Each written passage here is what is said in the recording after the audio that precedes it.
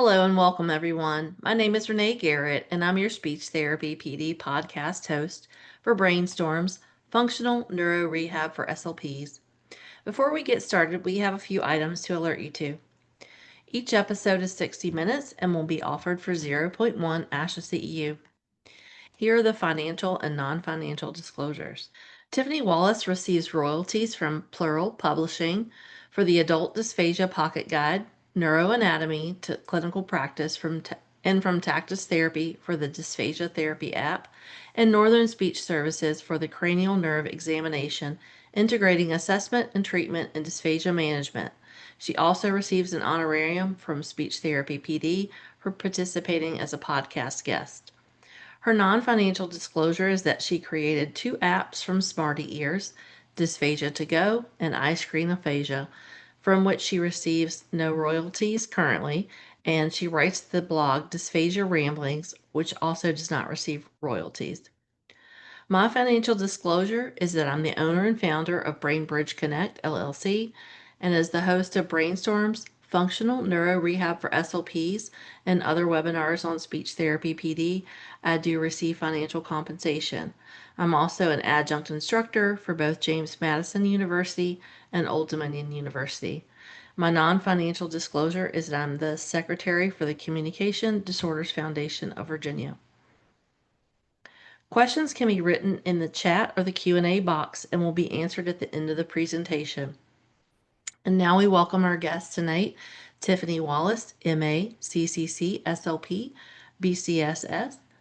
Tiffani resides and works in Indiana with her two children, and in her off time from being a home health speech language pathologist and writing her blog, Dysphagia Ramblings, along with sharing content on Instagram, she's running to football, wrestling, baseball, and visiting her daughter in college, which usually means dinner, soda bar, and Target.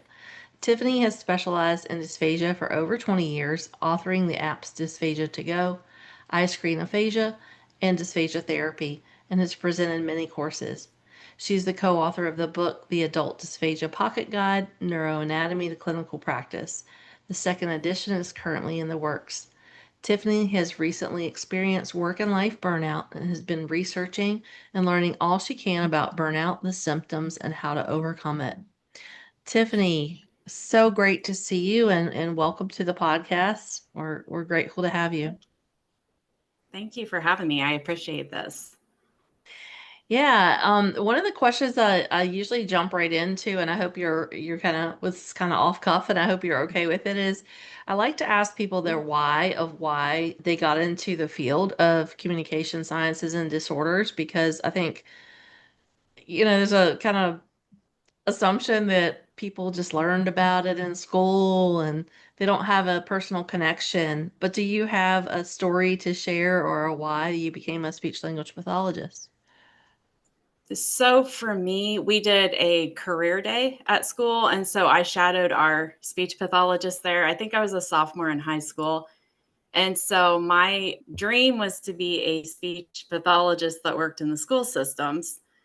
And so I did a little bit in the school systems and decided that that was not for me.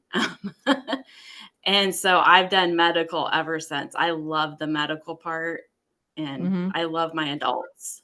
So Yeah, no, yeah, medical's always been my thing, and I think I always knew that I wanted to work with adults, but I did have such a great pediatric outpatient experience in my clinicals that I would have entertained. I mean, I did interview and got offered a job. Just, when you're going for your CF, you're just trying to get a job, right? You got to get yeah. your foot in the door somewhere, and I think for a lot of us that's uh, kind of how it started. But yeah, so thank you for sharing that. Yes. I think the most ironic part for me was I was absolutely disgusted by dysphagia. I I wanted no part of it. I was never going to do it. And it has become my passion. So That is so funny because yes, that I say that all the time that was I did well in the course. We had a dysphagia course and I did well in it, and I actually had a great instructor, and we did part of our coursework was MBS and like watching them and detecting aspiration or not. Because, back then that was kind of the only thing you really needed to know was did they aspirate or not. But Yeah. she did really require us to know the anatomy and physiology too, which is helpful later. But I was like, this is not what I want to do. And I went to inpatient rehab and then wound up in acute care. And literally that's what I did. It's so funny. That's so Yes. funny. Yeah. I started in the age of DPNS when everybody was doing that. Mm-hmm. And I have never been more turned off by something in my entire life. So I'm glad that that has disappeared from our universe and I don't have to do that anymore. Well, it's so funny. I was looking at something that you posted today about K and G words, and I started laughing. I was like, oh my God, how many times did I give those sheets for home exercise practice to my patients, Yeah. 15 plus years ago? So I felt that in my I don't know if I soul. can. Yes. Absolutely. So let's jump into burnout. And, we're talking about working in the healthcare atmosphere. And is there something specific that you wanted to talk about as far as like just the workload, the caseload, and how how all that leads to burnout, or just let's talk about the environment in general. Yeah. I know for me personally, it was around 2021, I started experiencing burnout myself severely to the point that I could not function. I was just so completely burnt out with everything, which it was, just past the whole COVID-19 pandemic. I had a lot of things going on personally with my own health, my personal life, and everything. So it was it was something that I didn't realize was happening, and I never really knew the symptoms. So I started really researching burnout, which, if you know me, I get very passionate about something I go through myself. So I started reading this, and I think I see burnout in more people than we realize have it. But there is a way to avoid it. There's a way to climb out from it, and so I think just learning how to realize that that is what you're experiencing, to figure out what causes the burnout, and to figure out what you can do to get away from it is huge. So that's Hmm. kind of what I've been really researching.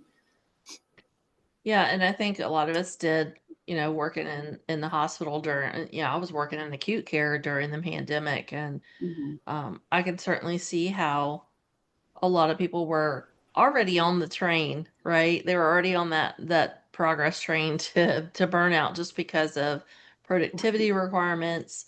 A lot of hospitals locally for me had one or two SLPs, which now they have five or six, which makes me just giggle. It's Mhm. great that they have five or six, but like when I'm telling you I need help and we have one or two people working in this environment that's, really challenging. And uh, I think it really does speak to, though, crossing over to educational settings where school system based SLPs are typically covering one, two, three schools. They're the only Mhm. one. They're seeing 60 plus kids a week. It's insane, the expectation. And um, I don't think it's unique to medical. I think it's definitely something Yeah. that we are becoming more vocal about across the board and across practice settings. But talk to us about what those symptoms look like. Like, how does it sort of start where you feel like you're spiraling, but you don't really know that's what it is? Because hindsight's 2020, Yeah. right? We look back now and we're like, oh, I Right. should have seen this coming. That's what that was. Yeah. Yes. So you can have a lot of issues can cause that burnout. We have, like you said, the workload, the caseload. So many of us are the only SLP within 100 miles, and we're covering any place and every place that is there. We have our documentation on clinical tasks, our meetings that will contribute to burnout. I know I work in home health primarily, and the number of meetings that they expect us to be on is ridiculous. I can't possibly do that and do my day too. And we're constantly, as I think, especially in the medical field, we're always exposed to grief and depression and suffering. I see these families who, go through a lot as a new caregiver or as a burnout caregiver. We see that often. A lot of times in our own workplace, we that can contribute, just the understaffing, the expectation that we can see 450 people in a week and we can't do it, expecting us to document on our own time, expecting us to be 98% productive. Those are all huge impacts on what we're doing. Some of the signs that you might see in yourself is you wake up tired. So no matter how long you sleep at night, you're still exhausted. You stop finding joy in the things that you used to love.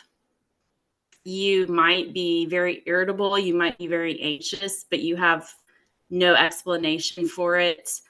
You keep getting sick. People that are just constantly sick or constantly taking medicine, constantly taking time off, that can be burnout. You may just feel emotionally numb at that point. You may not really feel any kind of emotions.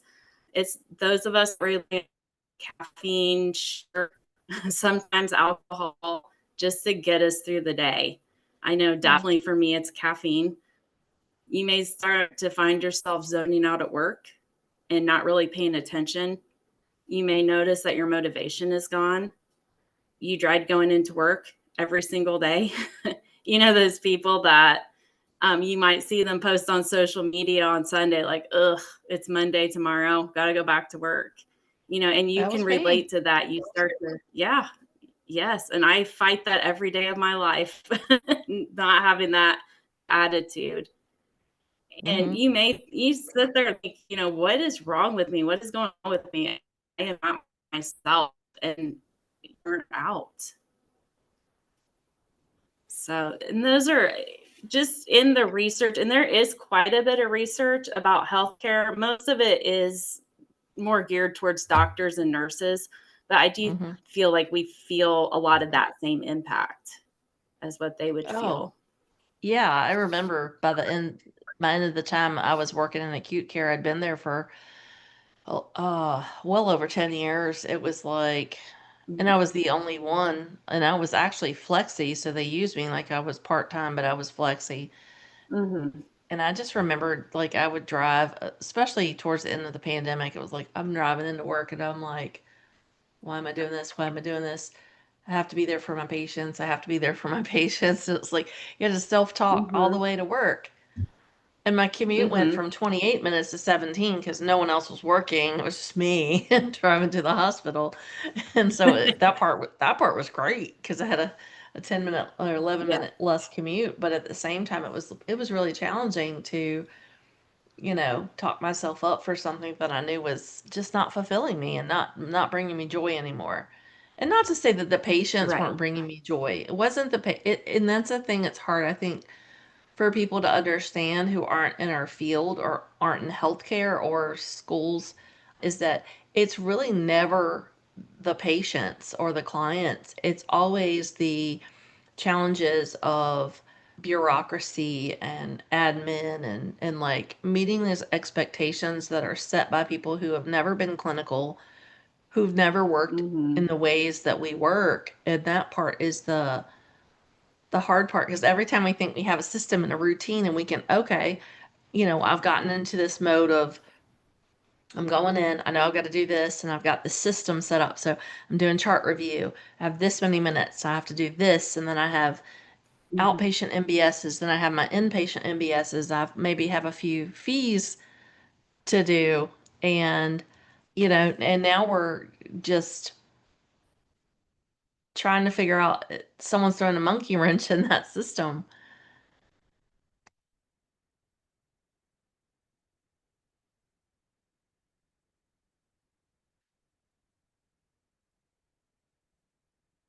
I think we might have lost Tiffany for a second, so we'll keep going. Yeah, I think we tend to just muddle through. And that's again, that's a huge risk for burnout because we're looking at safety concerns when we're on autopilot.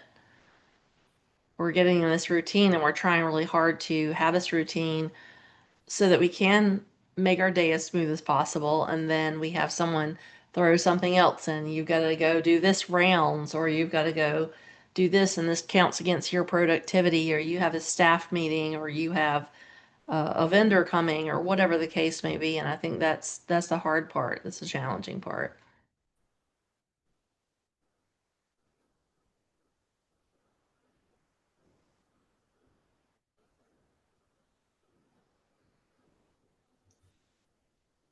Mhm.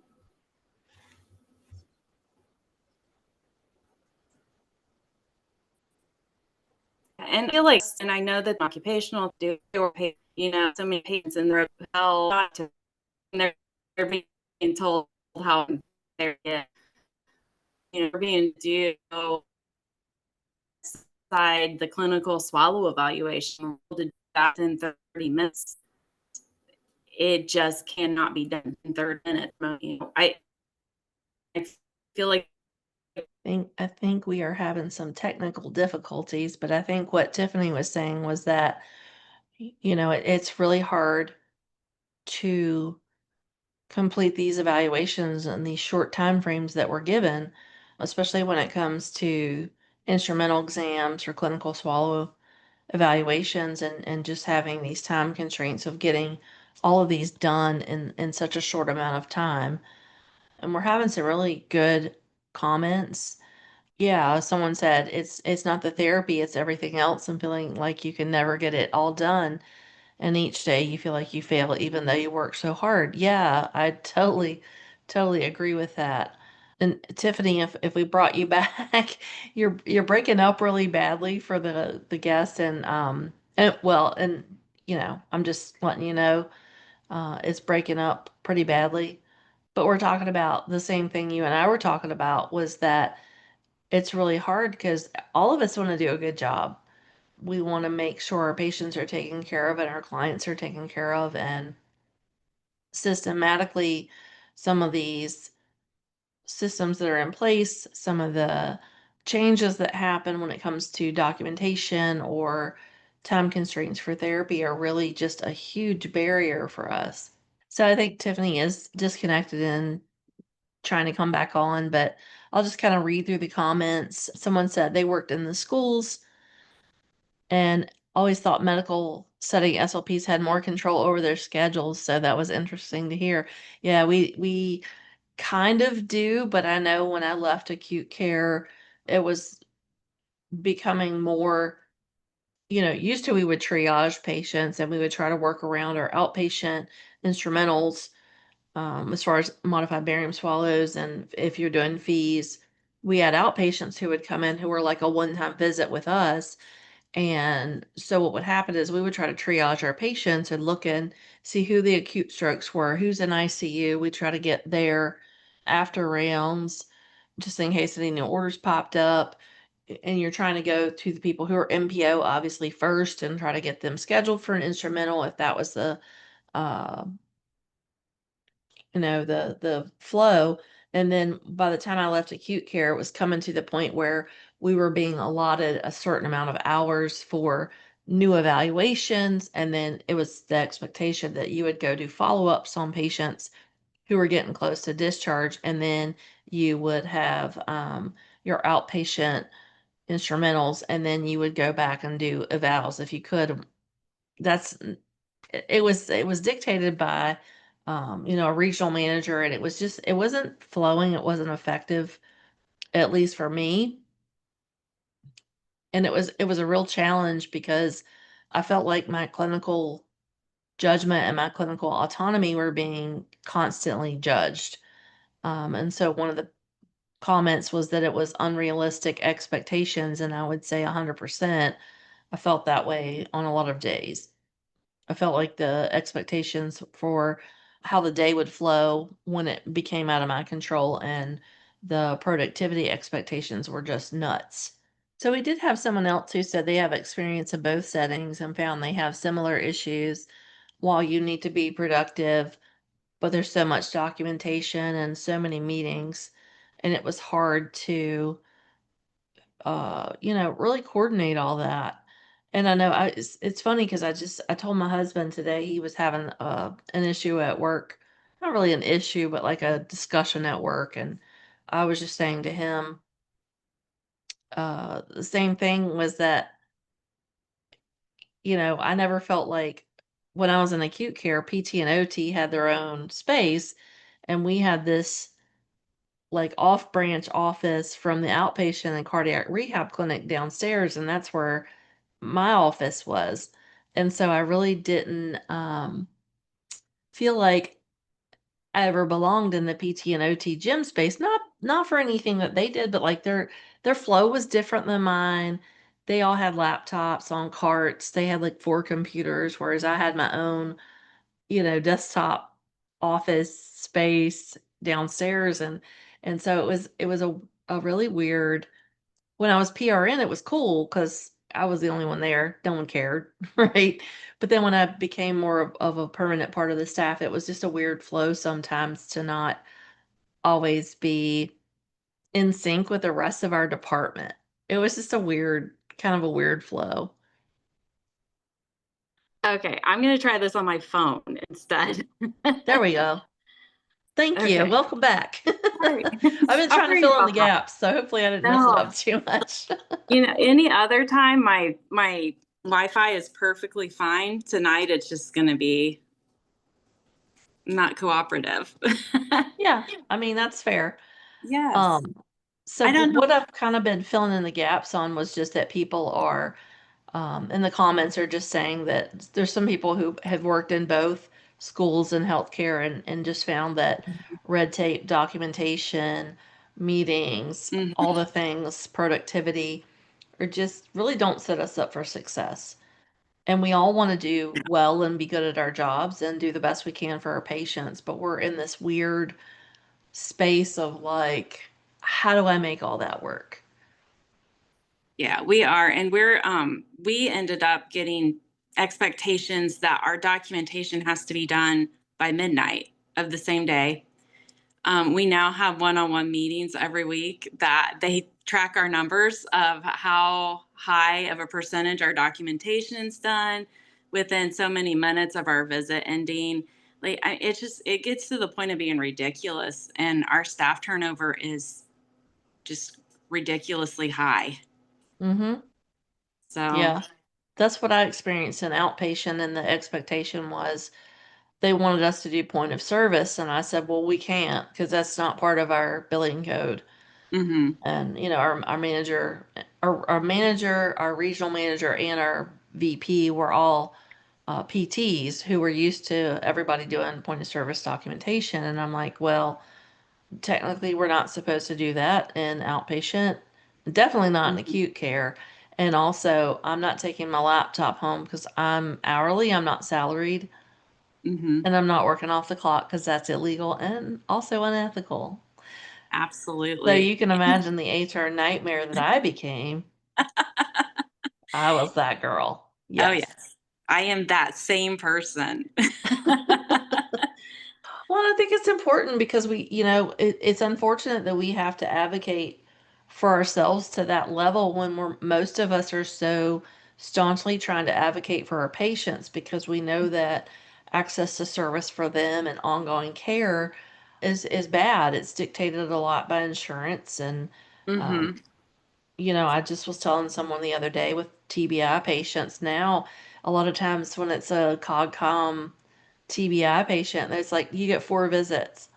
Yeah. Four visits to outpatient. And I'm like, I'm good, but I'm not, no one's that good. No. No one's that good. Like we can't get these patients back, and whether it's a student athlete in college or Mm-hmm. someone who's in the lifespan of work age, it's very challenging, and I think that's where we start to take things more personally, and we're like, thinking about it when we're at home. We're thinking about how can we problem solve through this and make this better for our patients, but that trickles over into our personal lives when we're Oh, not able to leave it at work because it's hard to do that. yes. And I feel like our jobs are so hard because, you go home and you're like, oh, I wonder how Sue's doing. She wasn't doing very well. And, you start talking about, family members that were so mean to you, or family members that are just so sweet to you. And, you do have to draw that boundary, because otherwise you're constantly on and you never get that off time. Yeah, and then we take on students, we take on CFs, which is great because I love to mentor people, but Hmm. that's a whole other challenge because we're already in this space of we're burnt a little bit, and then we're taking on this other person who we're trying to mentor, and we're not always able to teach them how to set those boundaries. And because we're Right. telling them one thing, but we're doing something else because that's how we're trying to muddle through and make everything work. And I think that's another challenge is how do we deal with that when it comes to, our clinical instructed students and then our CFs who we mentor. Hmm. So, have you also had that experience? In home health, I don't get it quite as much, being in such a small area that I think I've had one student. I do have to end up training a lot of our SLPs from other areas in the state. Hmm. They usually come and follow me. And, sometimes that can be challenging because you want to paint the job in a really good light, but some days you just don't feel that way. So you really try not to get into the ins and outs of everything that happens, but it's really tough. It is really tough. I've definitely had to start setting my own boundaries.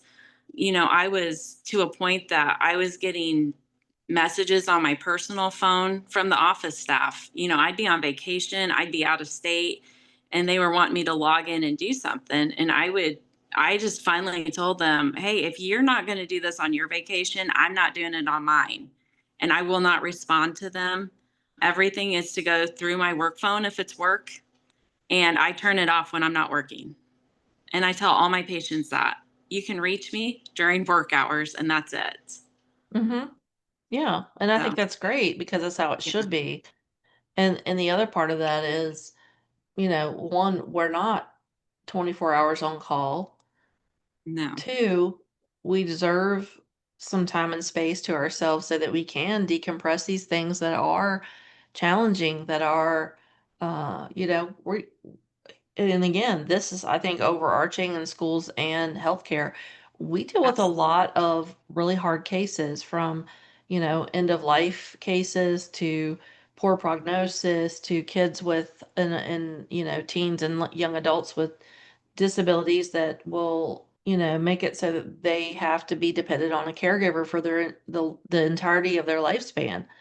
Mhm, And sometimes that's a heavy space to be in, especially mhm, I found it kind of came like in acute care, kind of, I don't know, went back and forth. You'd have these really heavy seasons, and then sometimes it wasn't as complex and maybe not as heavy on a consistent basis. But around the holidays, um, mhm, here I'm in, the coast of Virginia, we have a lot of tourists who come here. And sometimes when I was working in the acute care that was the bigger trauma hospital, we'd have people who came here on vacation and get in a car accident, motorcycle accident, boating mhm, accident, who have these life like altering injuries.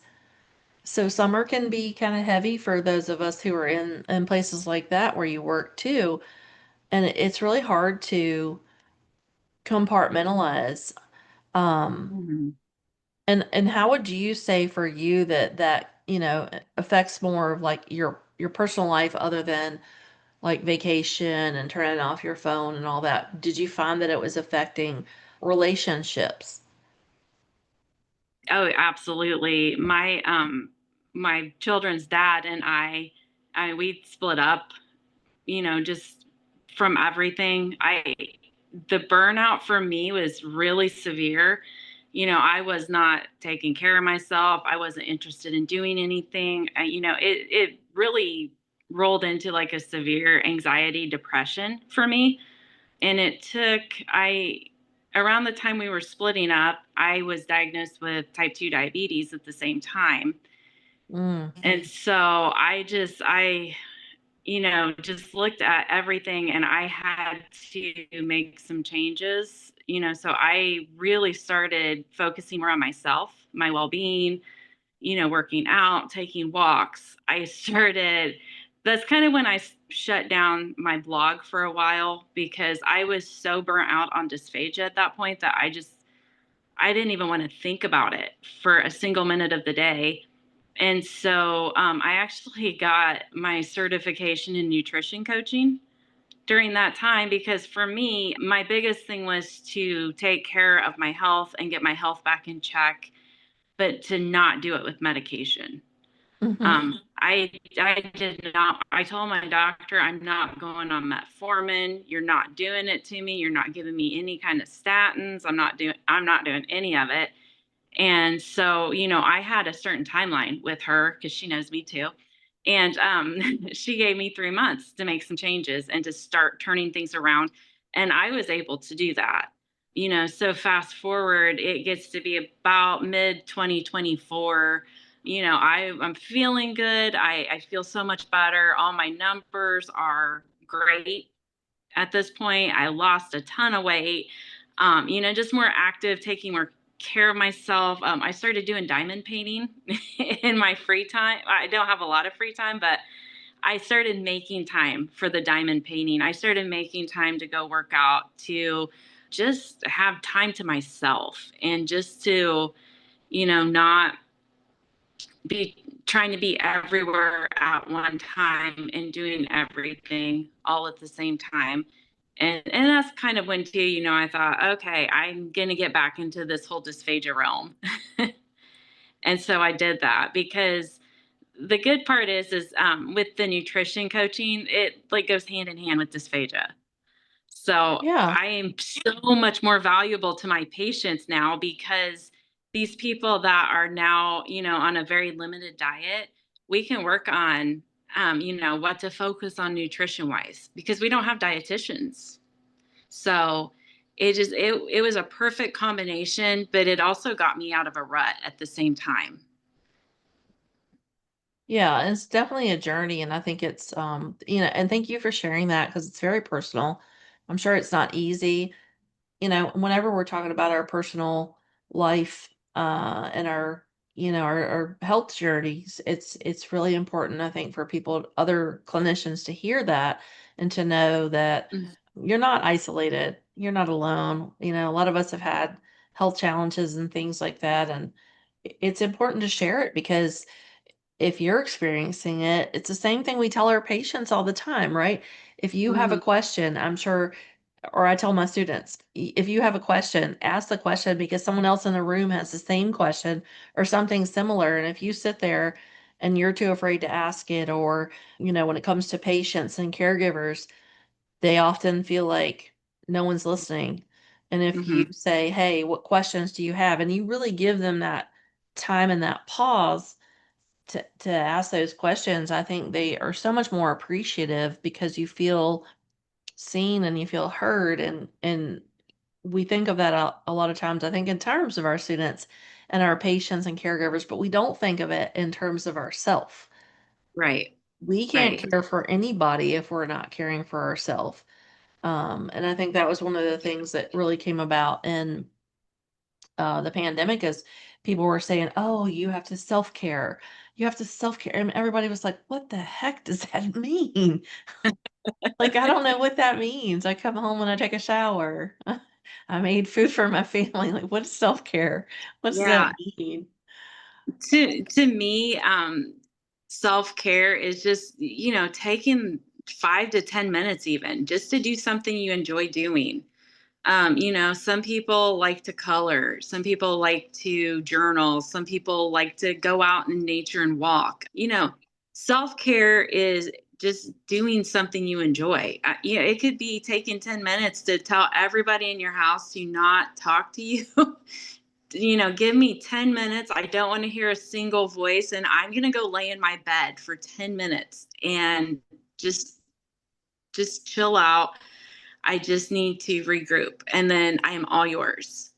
Mm-hmm. But, it's definitely, finding what works best for you, for your family. For me, I went down to 4 days a week. I work 4 days a week. So I get a 3-day weekend every weekend, and it has been life changing for Mm-hmm. me. And I think that our companies need to think about this too. When we start burning out, when we start not caring, we start making a lot of medical errors. Mm-hmm. We don't listen as well as we should, and we start getting patient complaints. Patient satisfaction significantly decreases, and we are now in a world of the value-based purchasing where we have to have that star rating. So yeah, we have all of that. It's harder for us to maintain those safety protocols, which, Mm-hmm. not only damages our patients, but we can hurt ourselves doing that. So, it's a priority, and you show up better at your job when you are happy, when you are satisfied, and when if you've done your red light face mask, or whatever it is that you like to do, you show up better at that job, and you can do a better job. I think one thing that I have prided myself on recently is patients telling me, "You're the only person that has listened to me and let me Mm-hmm. talk." And that just means a lot, because I know how many people they've dealt with. Mm-hmm. And I know I saw it pop up in the chat about ASHA needing to deal with that. And I agree. I don't think ASHA supports us like they should. I'm probably very well known for not liking ASHA. I'm not a fan. I hope that doesn't affect the continuing education. No, I mean, I know a lot of people have varying opinions. I'm on the Yeah. probably more on the opposite because I know I was the president of our state association in Mhm. 2020, and it was the probably the worst year to be president of anything. And a lot of feedback I got from people afterwards who were not involved in any shape, way, or form with our state organization was one, they thought I got paid to be the president of the state organization, which was hilarious because I did not. Um, the amount of advocacy and legislative issues that are hard to prioritize. I had a whole different Hmm. I have a whole different perspective because I was in a different role. So I think Right. I agree that there are ways that we could be more supported in that. I will say that I was happy that it was just so weird this whole thing that happened recently with the CF and not being able to bill. Yeah. That was not new. That was not new. That happened in 2015. That was 10 years ago. And people were freaking out about this whole clarification. And then they wound up, ASHA did lobby for that to be fixed, and that was fixed. CMS did fix it. So that's good. But I think, again, it's sort of knowing if you're not going to be a loud voice in a squeaky wheel, Hmm. that's because it's the same with management at our healthcare facilities and our schools. Oh, yeah. A lot of people will like say things behind the scenes, but they're not going to the people that are stakeholders who can force change or make change, or they're dealing with a boss who's just a piece, for lack of better words, who isn't going to support them. And so I Right. think that it's like weighing which way are you going to go, and kind of understanding the system because it's not a perfect system. And I think that trickles down for sure. So I can be on board with that. But yeah, I think just looking at systems that are in place that are broken, and that's systemic from insurance reimbursement people who are in management who aren't qualified or who think they know what you do and they don't because they're not billing the same way that we do. They're not documenting the same way that we do. Right. And so I think it's a bigger issue than just one entity or the other because I see it across several different entities. And it's one of the reasons why, like in my practice right now, I'm not doing insurance because it's a pain. It And I'm, is. just starting the private practice, I don't want to go into it that way. I want to go into it Mhm. and be able to treat patients the way I know that they need to be treated. I want to spend the time with them. If they only need 30 minutes, they only need Mhm. 15. It's like a lot of our dementia patients need a touch up or a tune up, Right. as I call it. They might just need a couple sessions a week to reinforce use of their compensatory strategies or support their caregivers. And then other people are new and they might need 2 hours for an eval. And it's Yes. it's nice to have that autonomy and be able to do that um, without someone sitting there going, "Well, you weren't 100% today. You had green time on your schedule. What did you do to fill it? Did you go to the Yeah. doctor's office downstairs and ask for a direct referral?" And I'm like, "What are you talking about? Like this is not it's not how this works." And then, like, for you being in home health, drive time. You're in a more rural area, which I worked in a rural area for a long time too. And it's like, oh, you don't have enough patients today. You should go to the bigger hospital 40 miles away. How am I getting paid for that? Am I clocking in to the new place when I leave? Do I also get mileage? Like, Mhm. it's all the things. Yes. My drive time has definitely is more than my patient care time at this point. That's insane. But yeah, we got to the point we cover 9 counties now, and we go like halfway into Indianapolis. So we're very rural, but then now we're going into, our major city. So, and it's road construction season and back to school and, farmers, and we get hit. Yeah. And yeah, and and I would agree, I really think that we need to start with I think our organizations need to start in supporting us, Hmm.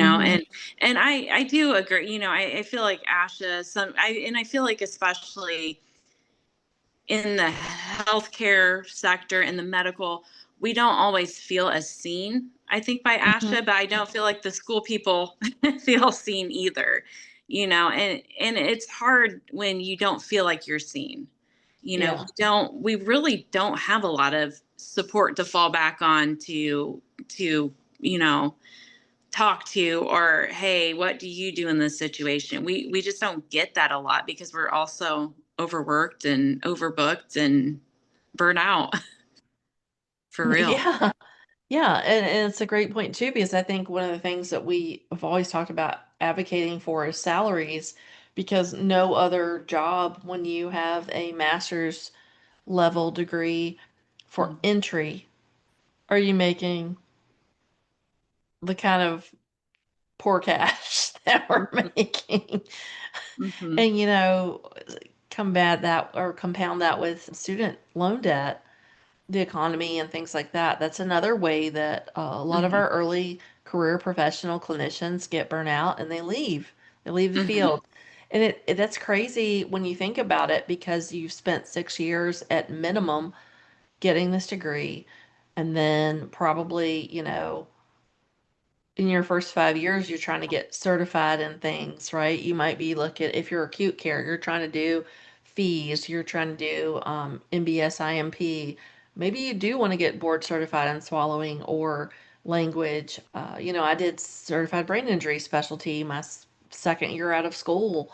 You're trying to Yeah. do these things to make your skill set better and more marketable but at the same time, you're not getting paid. Did you get an increase in your salary when you got your BCS-S?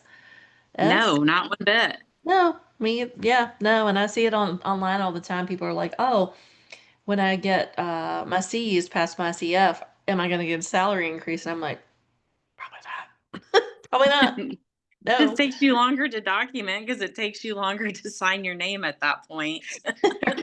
Yeah, yeah, for sure. Um, but and I think again, you know, and I say this because I'm in Virginia and I worked with someone on our state board for years who did a lot of behind the scenes work for caseload caps, and she made it work in her county.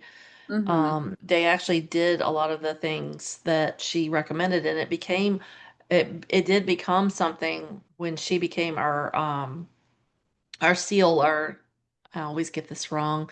It's an education person basically for the state who's a liaison for our state education system to ASHA for SLPs. And she did actually have some momentum for caseload caps. And in some places, Hmm. it was a caseload workload was the verbiage I think they were using. And again, I'm not school system, so I don't understand all of the ins and outs of caseload versus workload. And it's Amber Handon is her name, and she's actually working at a university now. But for years, she did all these like really cool graphics and like Hmm. presentations and things like that. And I think for those of us in healthcare, people were attempting to do the same thing. But the other part of that when it comes to ASHA isn't just ASHA, it's states. Each state has their own licensing guidelines. They have their own Hmm. qualifications on what you can do, their own practice portals on things. Like I know for us, we had an issue come up well, it's been more than a couple years ago, but a neighboring state, their SLPs can do suctioning that goes down that's beyond the trachea into the Hmm. lungs. Well, for us in our state, it's respiratory therapy does that. So there was a lot of chatter and talk, and people wanted to do position statements and things like that. But there were a lot of pieces legislatively and position statements by our state board, or not our state board, but our licensing board, that were already in place that said, this is who does this and this is who does that. And so there's a lot of places where, there's necessity and then there's licensing, and it does vary from state to state, and that makes it hard for things like caseload caps and practice regulations when you're thinking that we're all doing it the same, but the state has more control when it Hmm. comes to the state boards of practice, not the state board as far or the state organizations. It's more the licensing boards have these regulations and these requirements that are they're different from state to state. I know for me, Maryland's completely different than Virginia, and I did a talk about ethics a few years ago, and even looked at like bigger states like Texas. They have a lot more statutes and things like that than we have in Virginia, and then you have smaller states population wise like Maine who don't have nearly the regulations that we have. And so that part is a challenge too, because it's not just ASHA, it's the states that vary from licensing board to licensing board, which is why interstate compact came up to begin with, which is a whole nother topic than burnout. But when we're advocating for things like that, that also leads to our burnout because we're like, oh my God, you can't see the forest for the trees, right? Yeah, and I feel like no matter where we work, we're always expected to cover more than one building. Mm-hmm. Whether it be in the schools, in the skilled nursing facilities, sometimes even the hospitals, we're expected to go see so many people in so many different buildings. And you never get like that sense of teamwork because you're working with different staff in different buildings, and they're there all day and you're just running in and trying to grab your people and hoping that they're not like in the bathroom or eating lunch, or physical therapy doesn't have them sitting in the circle with a big group of people kicking their like, you're constantly like, you're always in that fight or flight Mhm. mode, no matter what we do, because we have so much to do. And then, we got to get home because my kid has to be picked up at school at this time. And then they've got practice and then they've got games. And, I mean, we're constantly on the go, and we just have such a hard time stopping and slowing down. And, Yeah. and that very much contributes to you just get to a point where you're like, I don't want to do anything because there's Yeah. so much to do. Yeah, and I think you did a nice job talking about some actionable steps when it came to, setting some boundaries with your workplace and your coworkers and office staff, and then also making sure you had time for yourself. But are there other things that you feel like we should be doing or could be doing as clinicians where we're actually taking an action so that we protect ourselves, protect our license, but also protect our patients?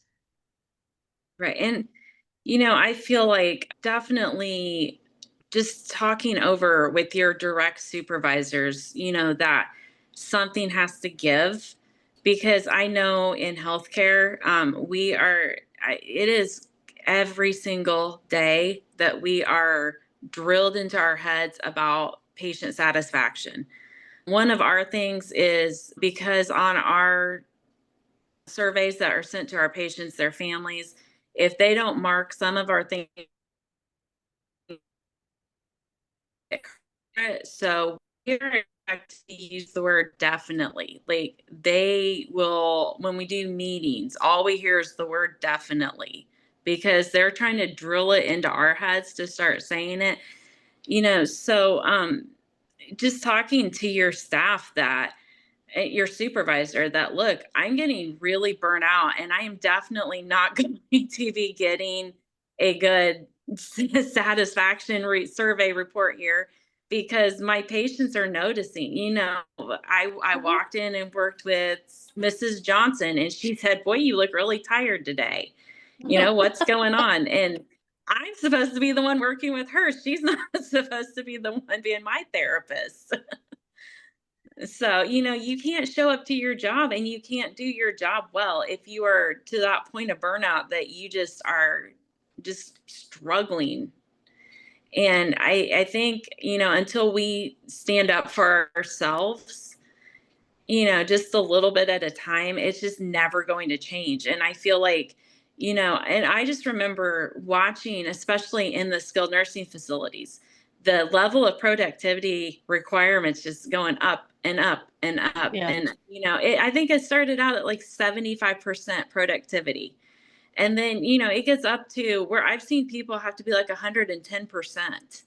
Yeah, we How were do you, 100 in acute care. yeah, I mean, how can you be, there's no possible way to be 100% productive, Well, there's a chart. because This is a yeah, chart that tells you how to do it, but yeah. And it's I mean, not. but and technically, if you think about, like, you're walking and doing paperwork at the same time, but still billing the patient, because yeah, at least for us, productivity is patient care time, and that's all that matters, is that patient care time, that time that is actually billable.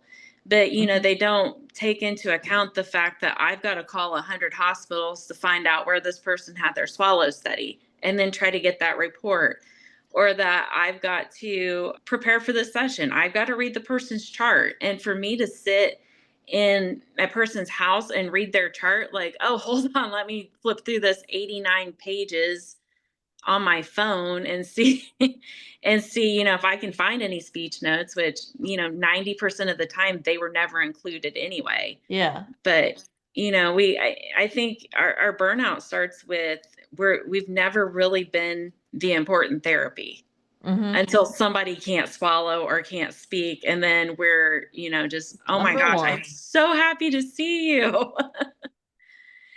Yeah, And my old boss used to say that she was a PTA by trade, and she'd say, uh, "I don't care about PT. I want OT so I can go to the bathroom, and I want speech so mhm. I can eat."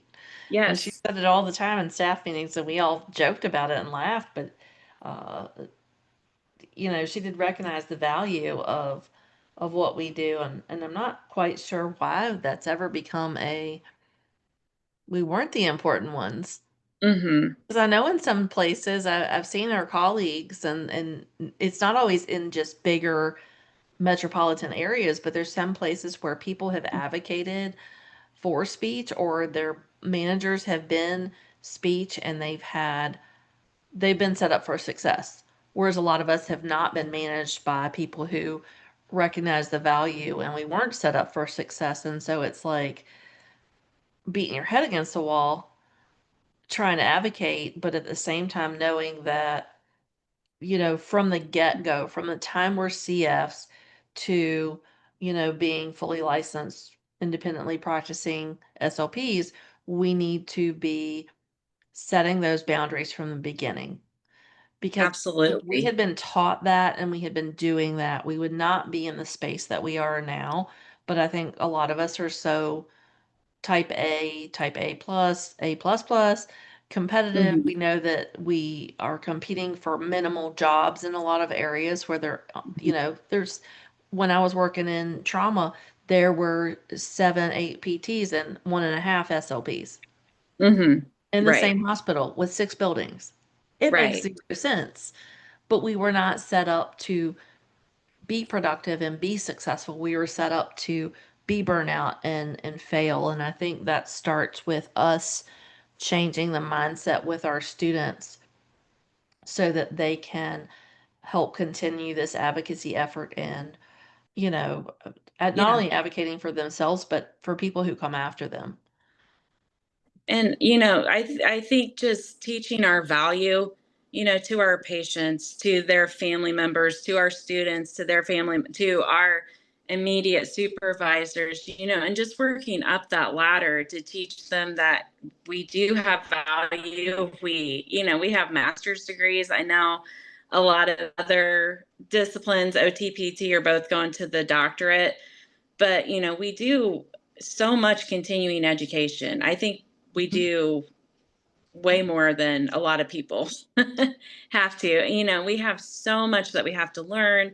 And I think just, trying to step and increasing our value as professionals, I think will help a lot with that burnout when, we can actually advocate, learning to advocate for ourselves, grouping together. I know there's always people. I've been hanging out a lot on Instagram lately. I really like Instagram. I feel like it doesn't have the same uh, stress that Facebook gives me a lot of the times. And the same level of arguments and fighting that happens in a lot of the Facebook groups. So I have started to prefer Instagram, but just finding some like-minded people that maybe are in the same boat or have been in a similar situation, that you can bounce ideas off of each other, and Mhm. hey, well, this worked for me, maybe this would work for you. I think just trying not to feel so alone out there will definitely Yeah. help everybody too. Well, and we had a lot of good comments, and I won't read through the webinar chat, but we did have someone who asked the question, how did you inform clients of a change in your schedule? And I'm assuming that means when you went to 4 days a week, and how did they Mhm. handle it? And I will say for me, I was PRN and I went to Flexi. And so I think your experience is probably going to be different than what mine was because you were in Yeah, home health. and I told people, I work Monday through Thursday, and so I just told people, I'm sorry, I don't work Fridays. That's just not an option. So I am able to get the majority of people in Monday through Thursday. I just had to learn to set my areas. So I go to this area on this day. And if you're Hmm. not available in that area on that day, I will try to get to you if I can on a different day, but know that I may not be able to see you until next week. And I've just had to set those boundaries because people, will be like, well, I've got to go to Target that day. I've got to go do that. Well, okay, if Target's more important than your speech therapy, then that's not my issue at that point. So, Right. you know, I've just had to set very clear boundaries, and I just have to tell people, I cannot be my best self. I cannot be at my best for you if my cup is just constantly drained. Yeah. And me working 5 days a week with the travel and everything, I wasn't gonna make it much longer. Yeah. So No, and I agree with that, and I think again it trickles down a lot and we don't sometimes realize it until we're in that space. And so looking at those things you mentioned earlier about how you're feeling and really being in touch with yourself and giving yourself permission to do that because a lot of people don't. They're like, oh, I'll just muddle through, I'll keep going, I'll keep trucking along. And mhm, so I really appreciate you saying, hey, we need to be having our finger on our own pulse and checking in absolutely, with ourselves and not just worrying about everybody else all the time because it doesn't do you any good. absolutely. Well, thank you, Tiffany, so much for being here. Thank you for working through the technical issues as well. I know that's always a challenge, and Yes, I um, was sweating for a minute, so thank you for your patience. yeah, no, it happens to all of us at times. But yeah, I just really appreciate you being so willing to share your personal story and giving us some ideas on ways that we could try to set those boundaries and be more present so that we can be better clinicians and better humans and continue to advocate for ourselves and our patients. Absolutely. We all need to do that so much. And again, Tiffany, thank you so much, and we look forward to seeing you again. Thank you so much.